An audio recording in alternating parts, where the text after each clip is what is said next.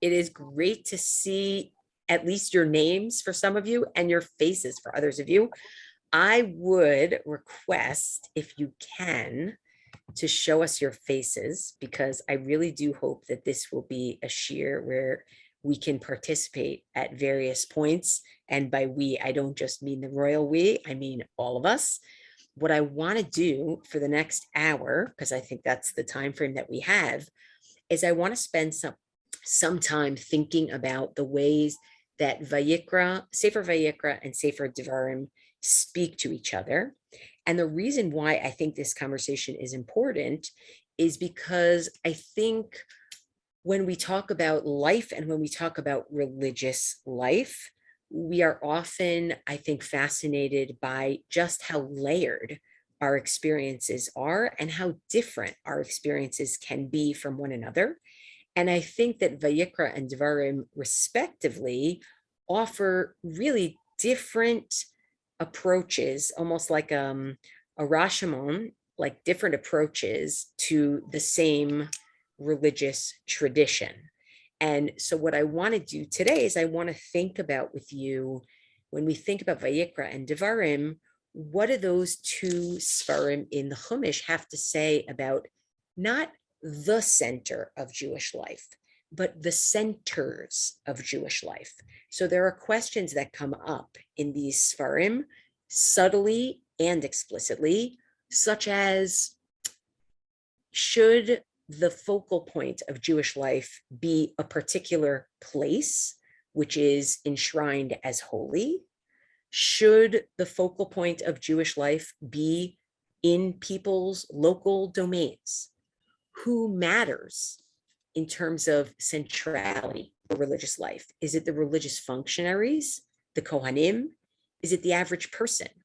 But there are also questions that move beyond what I think is the obvious differences between Vayikra and Devarim, which on the one hand, Vayikra kind of has this focus on the Mishkan, has a focus on Korbanot, has a focus on Tuma and Tahara, has a focus on the Kohanim, whereas Devarim has a focus more on the social infrastructure, more on the local level, more on the people as a whole. But I think beyond that, there's even more that looking at these two Sfarim next to each other can push us to think about. For example, the question of, when you think about your religious life, is your religious life primarily about aspirationalism, meaning I do these things because I'm trying to become something or someone? Or is your religious life primarily motivated by, I already am something, and as a result of that identity, I do these things to reflect that identity? Now, we know that obviously it's both, which is why I started with, we're not talking about what is the focal point of Jewish life, but actually what are the various centers around which Jewish life orbits. But it's really interesting to ask some of these questions for our own thinking, certainly in the Tshuva season. How do we think of ourselves as religious people? Another question that we'll see comes up is around the room that human beings take up and the space that God takes up in religious life. And do these different arenas of God's space and human arenas actually have to parallel each other? Does there have to be parity in some way? Or do we consider them completely radically different? So there's a lot to say here. And what I want to do is I actually want to look at, I think we'll probably get to 5 examples if I play my cards right. I want to look at 5 examples of really texts or phenomena that specifically parallel each other in Vayikra and Devarim. And I want us to think together about how they're piecing together the puzzle of religious life, and that they actually are supposed to be in conversation with one another. So for some people, the chiddush here, the innovation here, is going to be some of the ideas, the big themes that I'm offering. And for some people, the innovation here is going to be the way that I'm reading particular texts. You might say to yourself, well, actually, yeah, I never thought of it that way. And for some people, it might be both. Hopefully, it won't be neither. That's actually the key. That's what we're looking for, is that it won't be neither of those. You'll get at least one of those. So I want to start, and after each example, actually probably for the first one, I'll probably do 2 examples first. After each example, though, generally, I actually want to see what your comments are on the similarities or the differences, and we'll probably do it by chat so that we don't, I have a limited amount of time, but I really do want people to be actively reading and actively thinking. Just a quick question. Do you have the source sheets, or is my shared screen the only way you're going to see the sources? I can share the source sheet with individuals. That would be great, meaning I'm going to share my screen, but I still want people to have access to the sources themselves, because I'm going to take down the screen and we're going to talk, but some people might still want to be looking at some of these texts. Okay. Could you post that in the chat where it is? Frida, he's gonna post it in the chat. But in the meantime, I'm gonna share my screen and I'm gonna just start. Okay. So let's look at this for a moment. Okay. And this, I really want people to have this source sheet, because I try to be as comprehensive as possible, knowing that we won't get to everything. But I also hope that I'm giving you like shul reading and continued food for thought, okay, for you to look at on your own. What I try to do here is on each one of these PowerPoint pages, you have a Vayikra side on the right and you have a Devarim side on the left. And I really try to pick out those things that are parallel and take what I see as some of the salient features of each. So let's look at Vayikra for a second. I didn't even bother with psukim for this first category, which is because it's obvious. What is the role of the Mishkan, or the Mikdash, the place where God dwells, in the book of Vayikra? It's obvious. It is the center of worship. It is the place for people to come to worship God through the work of the Kohanim, through the service of the Kohanim. And its reverberations are the reverberations of an entire infrastructure of purity and impurity, because impurity does not mesh with the Mikdash. That's really, if you were thinking about the sound waves that the Mikdash would give off, or in the Midbar, the Mishkan would give off, the sound waves are about purity and impurity. Purity and impurity, really the register that they're speaking in general, is a register of, can you come close to God or not, right? On the other hand, when you look at the book of Devarim, it's not that the Mikdash is absent, right? The Mikdash is there, but it serves a very different function. First of all, try to find in the book of Devarim a mention of obligatory korbanot, of obligatory sacrifices, where if you did a sin, you have to bring a korban. Try to find it. You're not going to find it, right? What you find in Devarim is you find people bringing nidavot, people bringing nidarim, people bringing things that they volunteer to bring to the Mikdash. You find the Mikdash as a place of aliyah l'regel, and you're going to go there and you're going to make sure that you share your food with other people.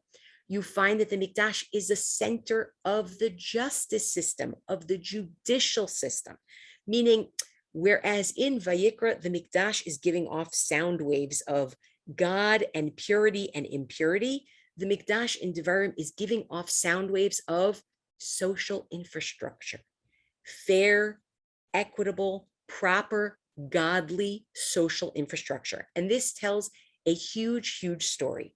I'll give you one aspect of that story. One aspect of that story is the way that the Chagim are described respectively in Vayikra and Devarim. Have you ever noticed that in Devarim, when we list the Shalosh Regalim, we only list the Shalosh Regalim. We only list Pesach, Shavuos, and Sukkot. What about Rosh Hashanah Yom Kippur? The place where you're going to find the Chagim mentioned along with Rosh Hashanah Yom Kippur is in Perek of Gimel, chapter 23 of Vayikra. And in that chapter, the description of all the holidays is that they are Mikra Kodesh, holiness, set apart, sanctity, separate, right? And what are you going to do? You're going to do korbanot on those days. That's the focus, is going to be the korbanot. Rosh Hashanah and Yom Kippur, of course, have to be there, because those are days that actually have nothing to do with your crops per se, or your own success per se, but they're days that are dedicated to God. Even Sukkot is described as Lifnei Hashem, before God. It's very clear that God and the sanctuary separate. That's what the holidays are about. And then you look in Devarim, chapter Tet Zayin, and what you find is actually the holidays are about, look at your crops. Look at how God has blessed you over and over and over again in the book of Devarim. Kasher Yivarech Hashem, Kasher Yivarech Hashem, Kasher Yivarech Hashem. God has blessed you with your crops. Everything is good. And you celebrate the blessing that you have as the sovereign farmer in your own place. It's a social approach, much more than it is simply everything is separate in the sphere of religion. Actually, here, the sphere of religion permeates our very farming practices. I want to do one more, and then I want to see what people have to say already, okay? Look at this for a second. I want to look with this backdrop. I want to look at the description of Shemitah. Now, many of us are familiar with the fact that Shemitah comes up in both Vayikra and Devarim, and many of us are familiar with the fact that Shemitah in Vayikra talks about the importance of Shemitah Karka, that we're not supposed to work the land or make money off of working the land, whereas Shemitah in Devarim talks about Shmitat Ksafim. It talks about how at the end of the 7th year, you're going to cancel your loans. Now, this actually works very beautifully within this whole notion of, is religion about a place, the land of Israel? Is religion about social infrastructure? Is religion about temple, separate? Is religion about the way that people interact? But there's actually more to it. The more to it is twofold, and I want to point it out. Number one, the emphasis on who actually has things, who owns. The way that Shemitah in Vayikra describes our relationship to our land, imagine ourselves as farmers, to our possessions, is Gerim v'toshavim atem imadi. God says, you are simply resident aliens with me. You think you own this land? You don't own this land. And in context of God reminding us that we may think we own things, but we do not, the laws of the Eved Ivri, the laws of the Hebrew indentured servant, are described. God wants us to let go of the Eved Ivri. Why? Ki avadai heim, because they're my avadim. They're my slaves. They're not yours. They're mine. Everything says God belongs to me. Asher hotzeiti otam me eretz Mitzrayim. I took them out of Egypt. Now compare that to Shemitah in Devarim, where first of all, we're talking about the way that people interact with their money. First, we see again the emphasis of Barech Yivarechecha Hashem. God gives you things. God has given you this bracha. It's yours. And in that context of the way that you're going to basically deal with what it is that God has given you, what we see is, and I'll get back to this first quote in a second, is in the dealing with Eved Ivri, the Hebrew indentured servant that is also in the context of Shemitah. In the book of Devarim, we see a mitzvah of not letting him go, but when you let him go, ta'anek lo, you have to make sure you send him off with a lot of stuff. Why? V'zacharta ki eved hayita be'eretz Mitzrayim v'yiftecha Hashem Elokecha. Because you have to remember that you were a slave too, and God took you out. Meaning, in Vayikra, the emphasis is, you're still mine. They're still my avadim. You shouldn't be holding them. You think that you own this land. You don't own this land. You're just a ger toshav with me, says God. You're just a resident alien. Whereas in Shemitah, it's you have ownership over your money, and you have to deal with it a certain way. This is the bracha that God has given you. And even when we talk about the Evet Ivri, we don't talk about the Evet Ivri in Sefer Devarim as the Evet Ivri is really God's Evet. It's you have to make sure that you treat the Evet Ivri right, because you remember that you used to be a slave. You used to be a slave, and therefore that should inform your ethics. Even the symbolism of Yetziat Mitzrayim in Vayikra is a symbolism of God's ownership of us, and in Devarim is a symbolism of the way that we are supposed to treat each other. Okay, I want to pause for a minute and see if anybody has anything that they want to say in the chat to share what they might have noticed or seen. And there's no pressure whatsoever. If there's nothing you want to share, you don't have to share a thing. But if there is something that you want to share, I want you to share it, and no point is too small, right? These are sort of the preliminaries. I want to build some edifices here. Anybody have anything that they want to put in the chat? Nothing too small, nothing too big.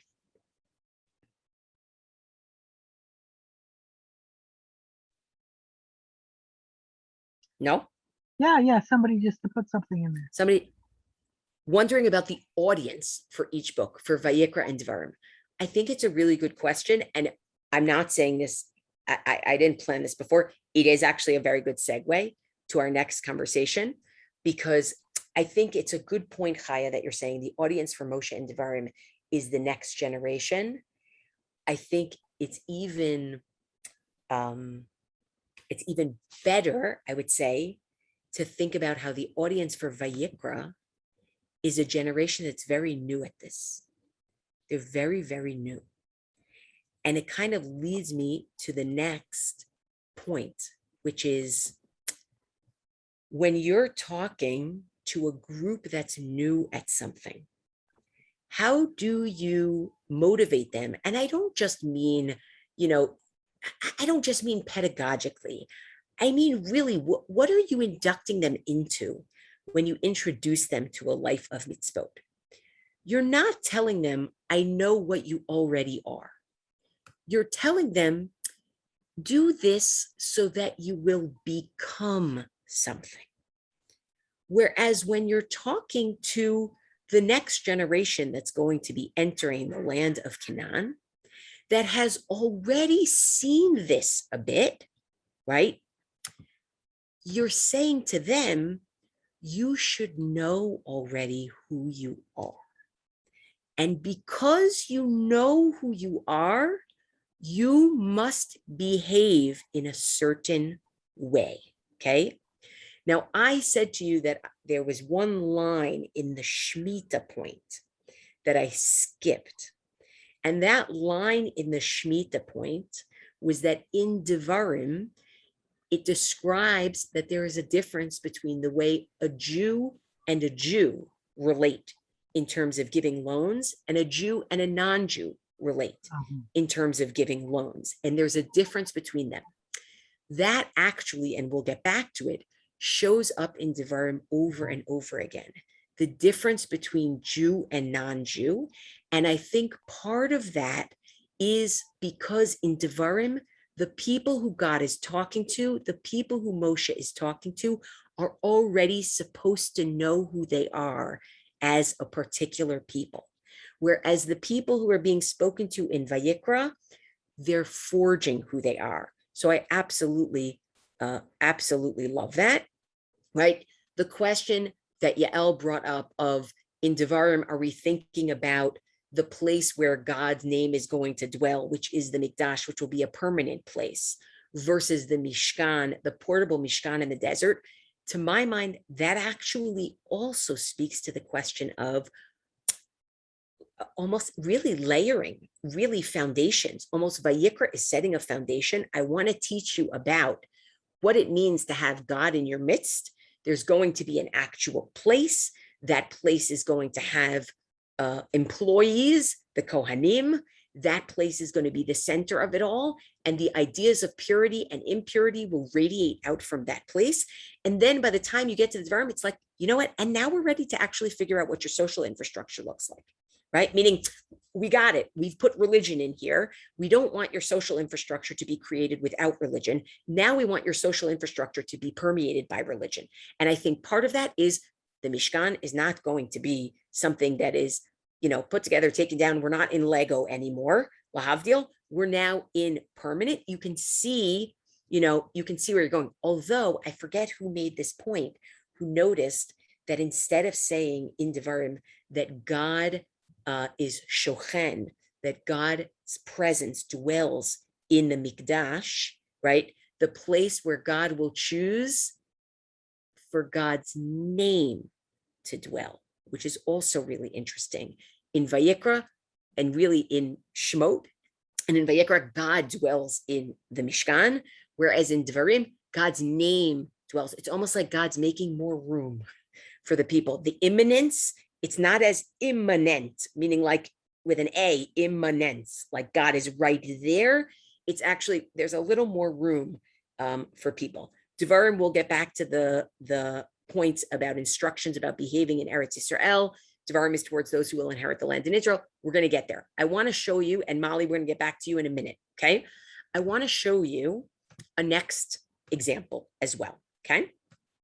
Moving to our next example for a moment, and actually I'm skipping 4 because it's just for fun on your own, even though you will find a similarity in, basically the way that we treat the poor and what we do in our farming practices to treat the poor, but I'm not interested in that for right now.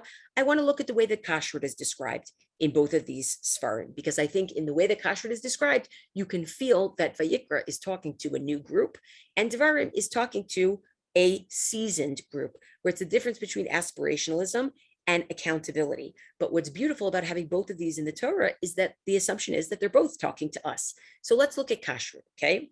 First of all, of course, Kashru is going to be described, it's going to be circumscribed by issues of Tumah and Tahara, right? By issues of purity and impurity. So we're starting with you should just know, anybody, if you touch any of the carcasses of these animals, you're going to be tameh. There's got to be tumah in there because that's the focus of part of the focus of Vayikra. And the description of why we do kosher, Ki ani Hashem Elokechem, because I'm God, v'tkadishtem, and I want you to sanctify yourself. I want you to separate yourselves. V'tem kiddushim, meaning by doing this, you're going to be separate, right? I'm kadosh, I'm going back and forth between sacred and separate. Ki kadosh ani, because I'm also separate. V'lo titamu et nafshotechem b'chol hasheretz harumeis al haaretz. And I don't want you to be mitameh, I don't want you to make tum'ah in yourselves from, eating the creepy crawlers.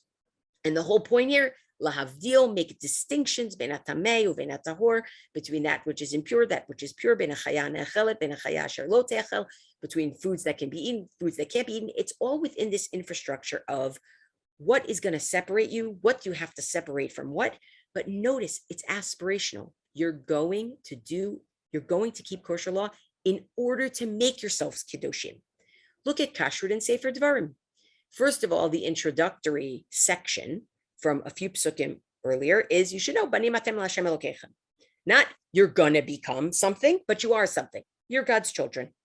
And not v'tkadishtem, not you're going to become kadosh, but am kadosh atah l'Hashem Elokechem. You already are kadosh, right? Because you are, you have to do these things, not because these things will make you that, but because it's a reflection of you, of what you are. And I think that as religious people, we're constantly caught in this cycle of, am I doing this in order to become, or am I doing this because this is what I am, and now I'm accountable and responsible?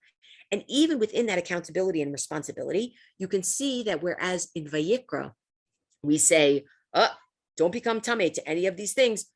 You shouldn't be touching their nivelot. You shouldn't be touching their carcasses. In Devarim, we find social infrastructure. Lo tochlu kol nevela. For sure, you're not going to be eating any carcasses of animals, but lager asher bisharecha titnena va'achala. You're going to be able to give it to the person who lives with you, which presumably here is the ger toshav, even though Chazal later interpret a lot of instances of ger in the Chumash as a ger tzedek, as a convert, right? Social infrastructure, you're not going to eat it, but you're going to give it to one of those gerei toshav who live with you, right? Oh, machor lenochri, or you're going to sell it to somebody who's not Jewish. Ki am kadosh ata l'Hashem Elokecha, because, and by the way, there's even, you feel a social reason here too. You're separate, right? You give it to them because you're separate. And by the way, you shouldn't boil a kid in its mother's milk. Within this, you see the duality of Tumah and Tara as the focus on one, social infrastructure on the focus on the other. But even within that, you get the sense that Kashru in Vayikra 11 is telling you this is how you're going to become something, whereas Kashru in Devarim Yudalid is this is how you're going to reflect that you actually are something, right? I want to pause for a second just to see what we have in our chat, right? In Devarim, Kashru is about community building. You could argue, and this is why I think I like to look at this as building blocks, that if Vayikra is your, it's like you think, it's actually, it's almost like, you think about Maslow's hierarchy, where you have the subsistence at the bottom, and then the self-actualization at the top. When you think about religion, what's the bottom level of religion? The bottom layer, the foundation, without which you can have nothing else, is Vayikra. Meaning that bottom layer, right? And that's why I think about life without a mikdash, sort of where we were all like kind of lost. What are we going to do? Because that basic framework of we have a relationship with God, and then you build on top of that. And I'm not, by the way, making any argument about what's more advanced and what's less advanced. I'm actually making an argument about what is necessary for what, because plenty of people can have beautiful social infrastructure. But the question of how that social infrastructure actually is modeled after the religious infrastructure or is impacted by the religious infrastructure, like you don't have Devarim Yudalid without Vayikra Yud Aleph, right? That's kind of the idea. And I think, Ruth, you're onto something when you say the emphasis of God's name reflects the sense that we say a place where God will choose to put God's name, it reflects a sense of mission, right? Because in the ancient world, every nation has the name of their God pronounced upon them, right? There is something even social in that. The idea that this is a group of people, it has an identity, and its religious identity, its political identity, and its religious identity is actually intertwined. Now, Molly, I want to go back up to you. In Vayikra, the role of the Kohanim and Leviim is established. And by the way, I hope even for people who are not writing in, you can see how this is adding to the work that we're doing. I really, really appreciate everybody who's writing ideas in.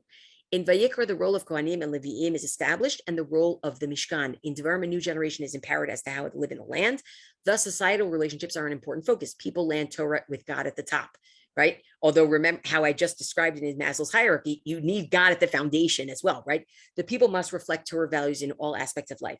So just wait, Molly, until we get to the last slides, because in the last slides, what we're going to see, which I think is just absolutely magnificent, is that the same Isurim, the same prohibitions that Kohanim have in the book of Vayikra, there are parallel prohibitions that all Israelites have in the book of Devarim, right? You can see it's the establishment. It's really telling you that we want everybody to reflect what Vayikra says, but they're going to reflect it by definition in a different way.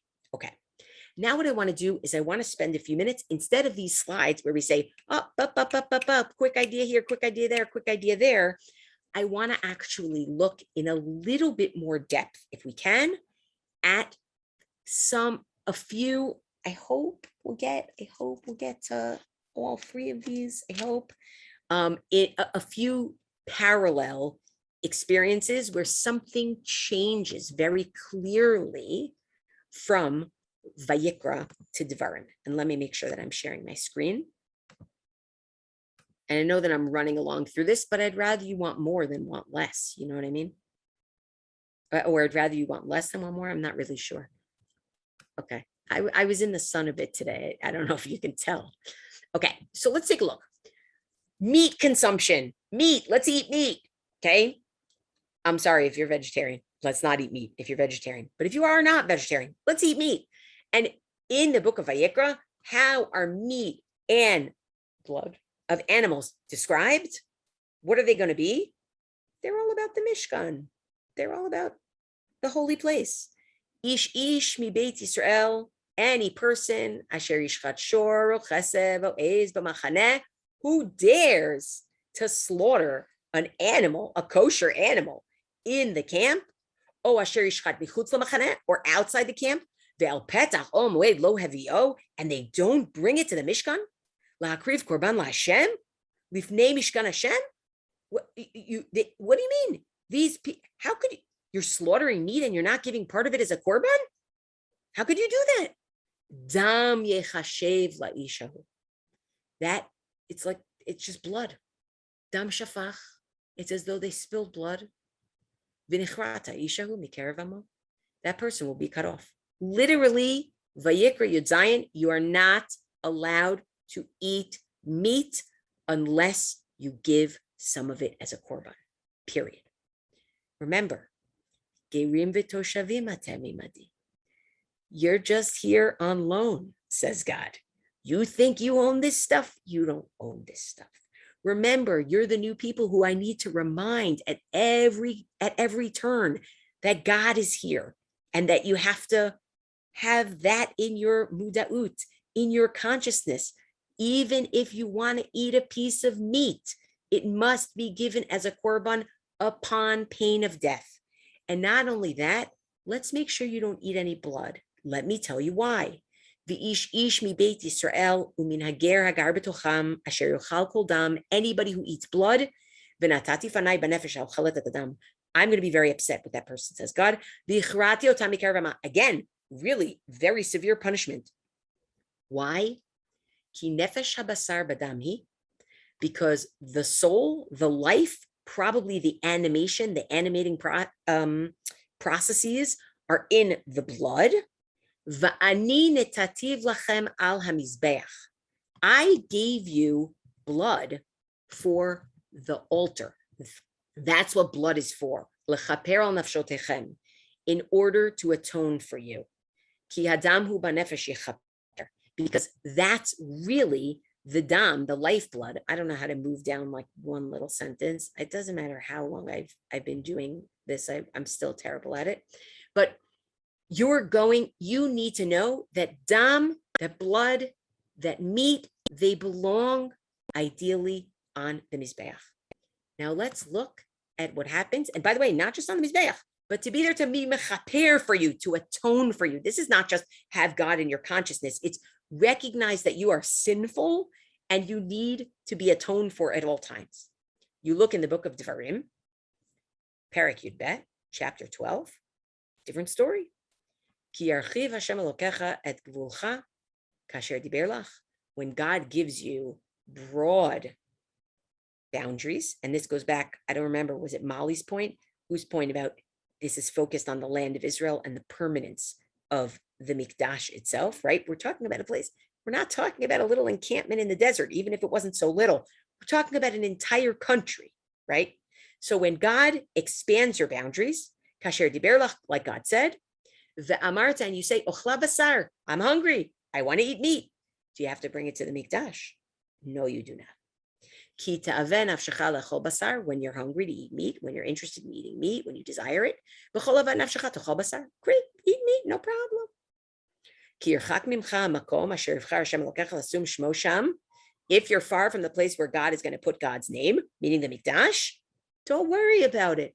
V'zavachta, you slaughter it, mibekarcha umitzoncha, from your cattle, from your sheep, asher natan Hashem lecha, by the way, that God has given you. Who owns these animals? You own these animals, book of Devarim. You own these animals, book of Vayikra. God owns these animals, right?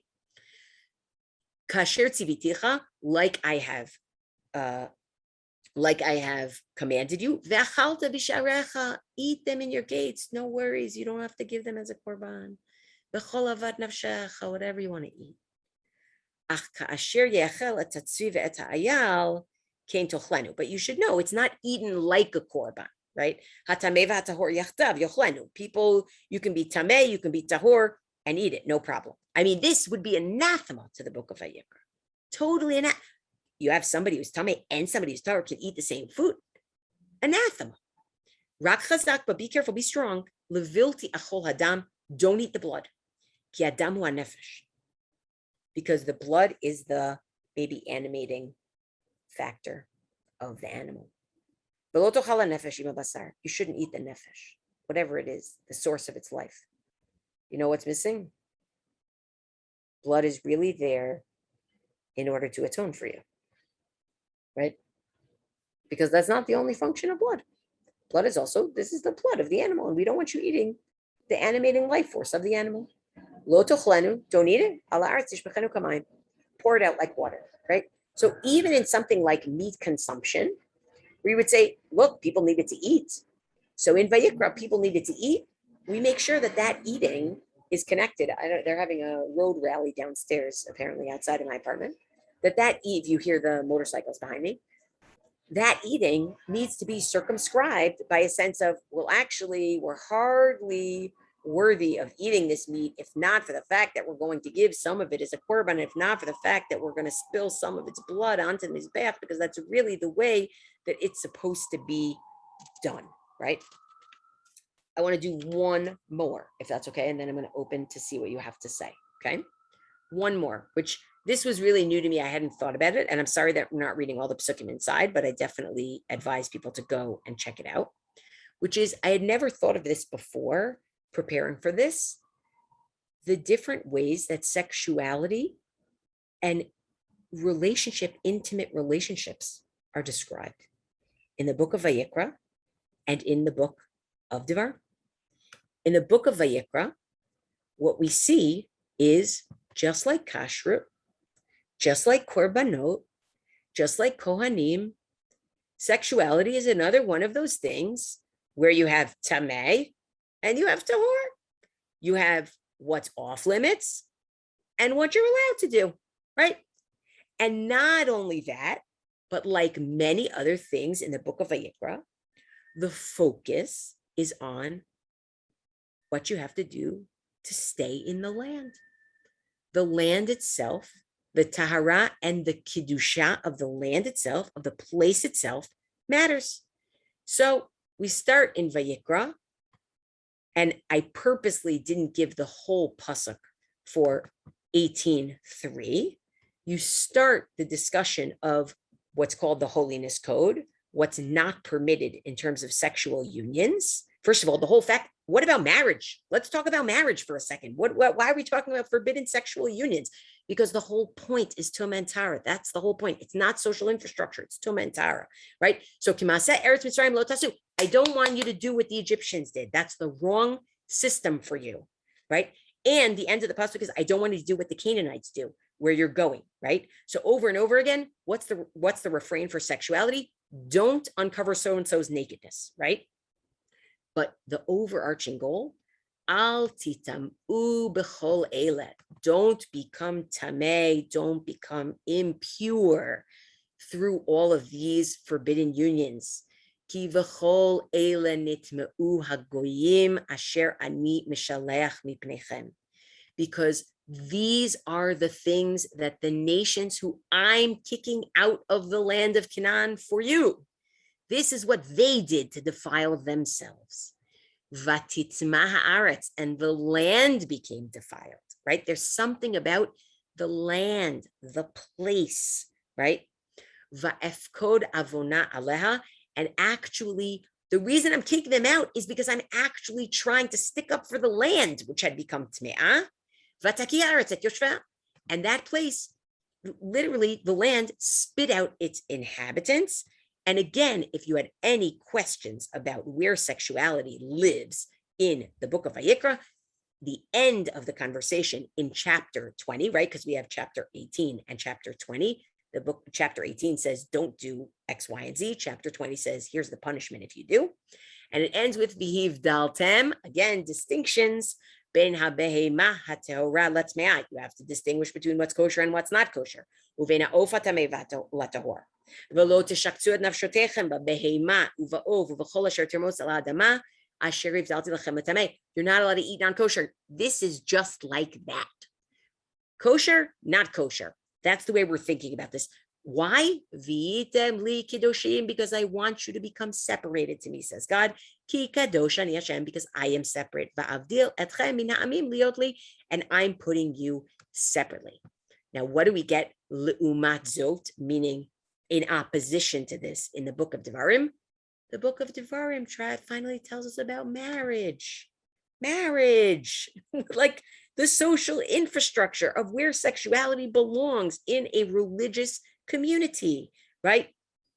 So, first of all, I'm not saying that Eshet Yafat Toar, the idea of a male soldier taking a female captive and marrying her, is something we're looking at as our paradigm of marriage. There's a reason why even Chazal back then were able to say that the Torah was speaking kineged the Yetzer Hara, that the Torah was speaking knowing that people have desires and we wanted to put them in some sort of, to have less abandon, to do them with less abandon, right? And at the very least, if he decides not to marry her, lo tit amerba, right? He can't enslave her, right? But then we also have in the book of Devarim, we have kikach ishisha, the mitzvah of marriage. Now, is marriage a mitzvah? Is it not a mitzvah? I don't know if it's a mitzvah or not a mitzvah. You can see, I think there's a machloket between the Rambam and the Rosh, and other people can talk about this. But the at least the social infrastructure of what it is, and not only that, I mean, I'm fascinated to see where the term tum'ah is used in terms of marriage. Remember, in sexuality, in Vayikra, chapter Yud-Chet, chapter Kaf, it's all Tum and Tara.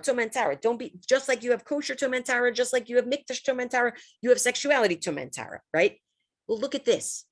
The place where you find Tumah being spoken about in marriage in Devarim is what happens if a couple gets divorced, the woman marries somebody else in the meantime.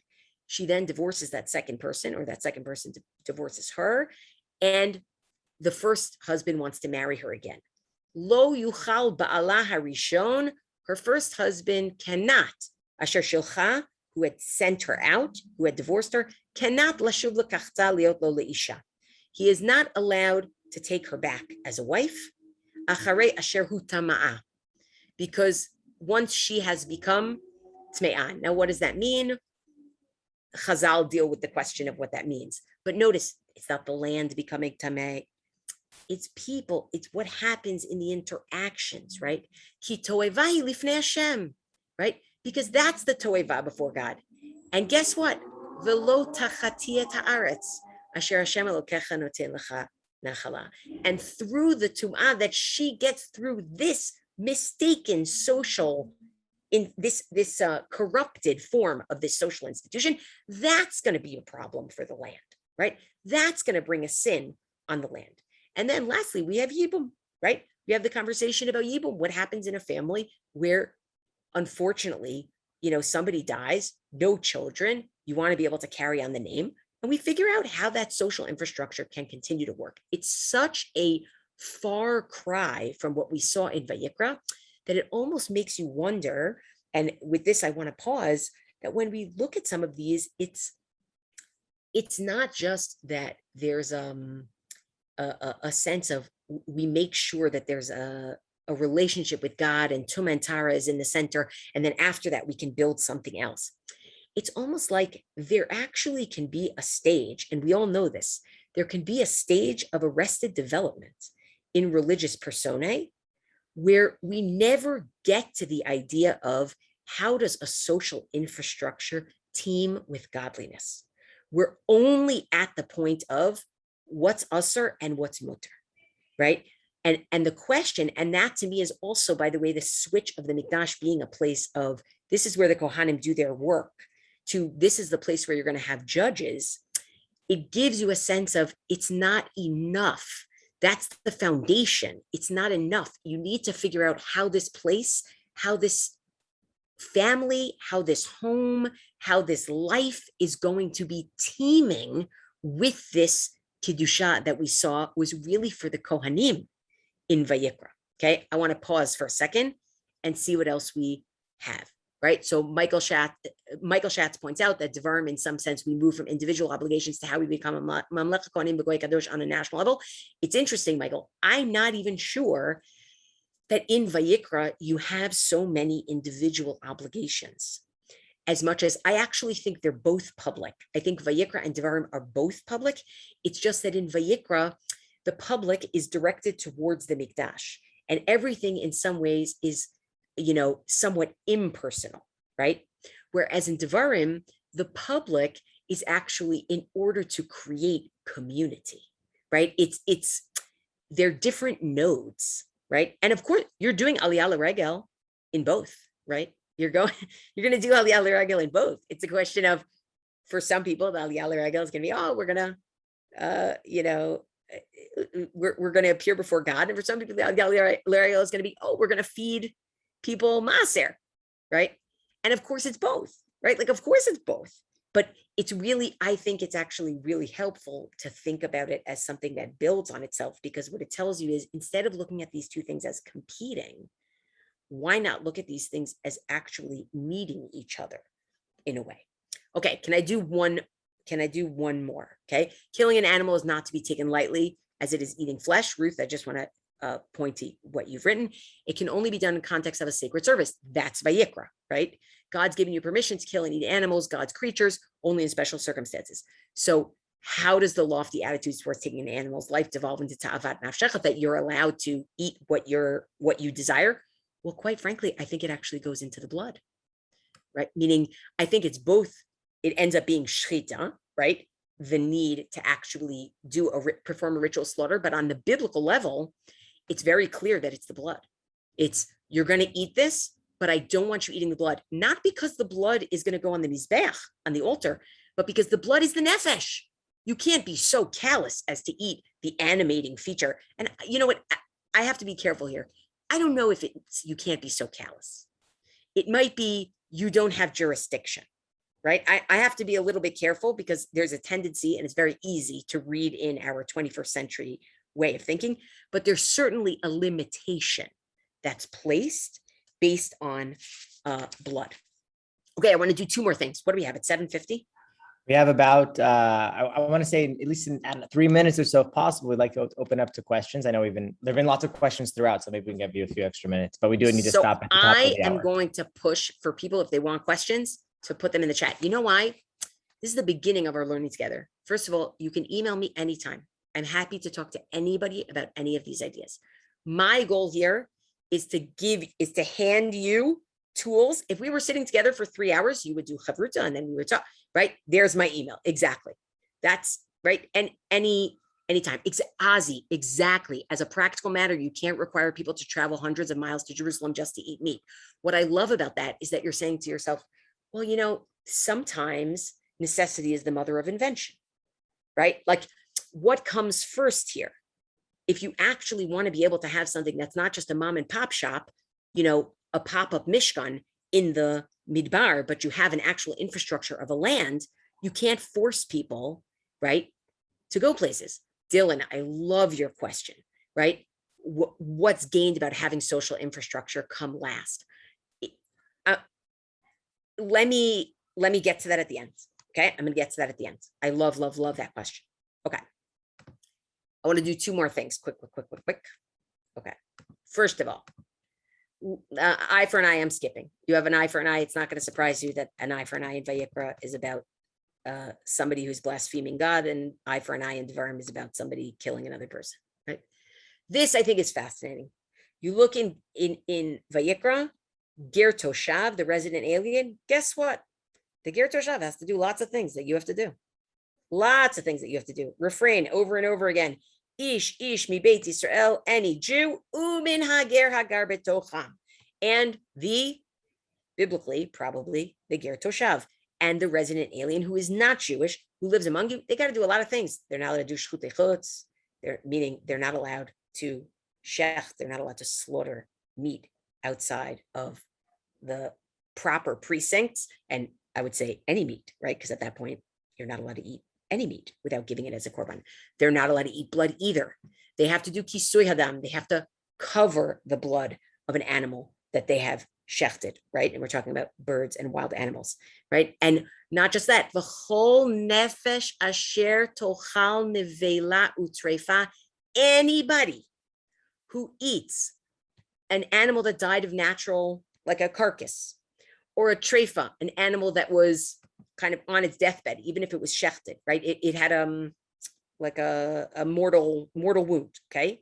But ezrach uvager, whether it's a citizen or it's a ger, everybody should know you become tamei, right? That's the way it's described in Vayikra. What happens with a nevela, and I'm specifically choosing a nevela, something that was not shechted, everybody becomes tamei. And of course, in Ger Toshav, we already read this pasuk. Lo tochlu kol nevela. You Jews don't eat any carcass, anything that was not shechted. La ger asher bisharecha titnena. Give it to the ger, vi'achala, and let them eat it. O machor l'nachri, or give it to, or sell it to a non-Jew. Ki am kadosh atal Hashem lokecha lo toshavadi b'chalivimo, because you are the am kadosh, right? Fascinating. You look at what a ger toshav is in the book of Vayikra. It is almost like anybody who's living in this group, you all have somewhat the same laws. You get to ger toshav in Devarim, it's make sure that you know the difference between a Jew and a ger toshav, and certainly a nochri. Make sure you know the difference. There's an identity there. And I think this leads me to my very last point. And we're not going to get to everything. This leads me to my very last point. When you look, and we're not even going to look at it, you'll look at it on your own. When you look at the way that the tochacha, right? I mean, the tochacha just gives me shivers. I hate the tochacha, right? Meaning, if you could say, it's scary. It's very, very scary, right? So rebuke, you have rebuke at the end of the book of Vayikra, and you have rebuke, you have tochacha again in Devarim. What is the difference, or what are the differences between the rebuke in the book of Vayikra and rebuke in the book of Devarim? I'm going to show you one difference, and there are many differences. I'm going to show you one difference. Look at this. Hashem says, come on, in Vayikra, I'm not going to let you guys go, right?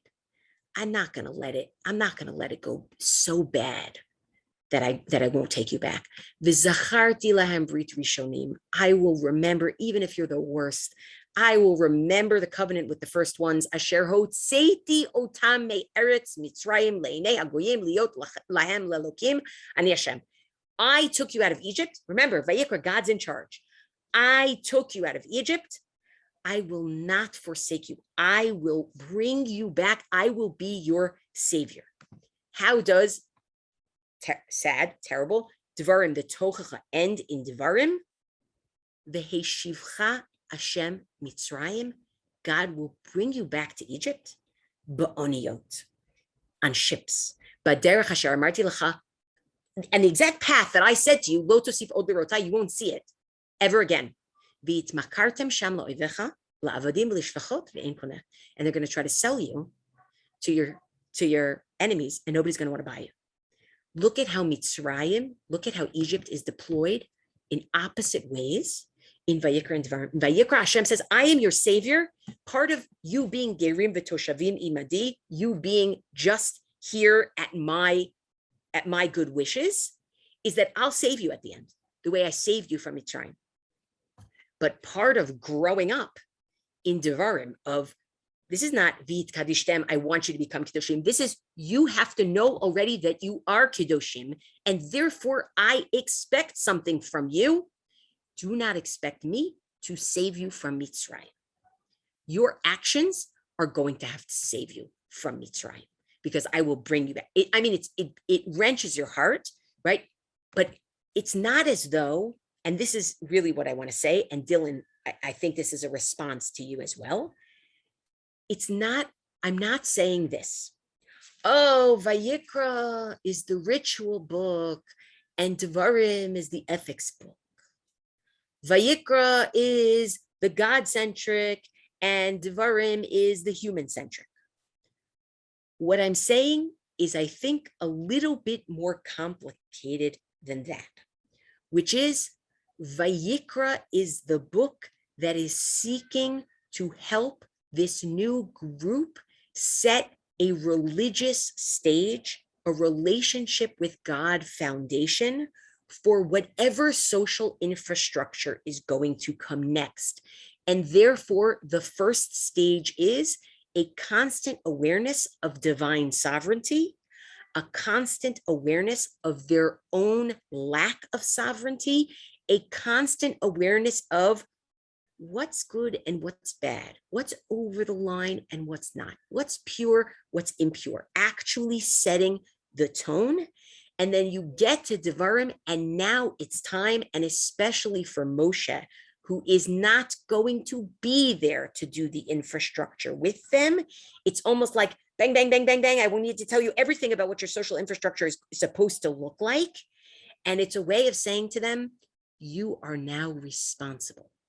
It is not to get them out of responsibility. It is to say, if you have come of age, if you are kiddushim, you will now be held to a different kind of standard. And that standard will be punishing. And that standard will recognize that you have some sovereignty. But lest you turn that sovereignty into avodah zarah, that's really the problem. Vayikra, if we really wanted to say it this way, Dylan, Vayikra is about the Mikdash and the Mishkan, and Devarim is about the worry of avodah zarah. Throughout Devarim, over and over again, along with all this social infrastructure, right? All this social infrastructure, over and over again, do not worship other gods. That's what happens. The more you get away from the Mikdash and to people's regular lives, the more the danger is that there will be avodah zarah. The more you get away from God sovereign over all of it to, I'm allowed to eat meat without giving a korban. The more you get away from your gerim v'toshavim imadi, you're lucky to be here, to kochi ve'otzem yadi, that my strength is what allowed me to conquer the land, also in Devarim. I don't remember, Perek Zayin or Perek Chet, right? The more we worry that there will actually be something that can lead you astray in a different kind of way because you're being held in a less rigid way. I think it's 8 o'clock. I invite anybody and everybody. I see Akiva wrote something, Devarim as a blueprint, not only when there's a Mikdash, but also when there's not. I think there's a lot of truth to that. I think there's a lot of realities that I will say, I don't think Devarim is sufficient on its own. I don't think Devarim is sufficient on its own, just like I think the Torah indicates that Vayikra is not sufficient on its own, right? So I would just say is that as we're approaching a new year, I think it's really worthwhile to think in terms of our own religious lives, which pieces of this actually resonate with us? Which pieces do we say, oh yeah, I'm that aspirational type? And where do we say, I'm willing to take accountability and responsibility and not just say, well, I'm a work in progress, right? But like really be a little bit tough. Which pieces are about being in the holy and which pieces are about being, you know, in your kitchen? Which pieces are about distinguishing yourselves from others and which, like particularism, and which pieces are actually something human, like a human religious impulse. There's more to say, but in the meantime, wishing you all a ktiva v'chatima tova, a wonderful year, and really thanking Rabbi Berman for his help on this, and to Rav Nadi Helfgott, who really put this whole thing together, and Eva, who I don't even know, but she is the person who I had to send my source sheets to. So I'm sure she did a lot of work for this. Thank you all for coming. It's great to learn with you.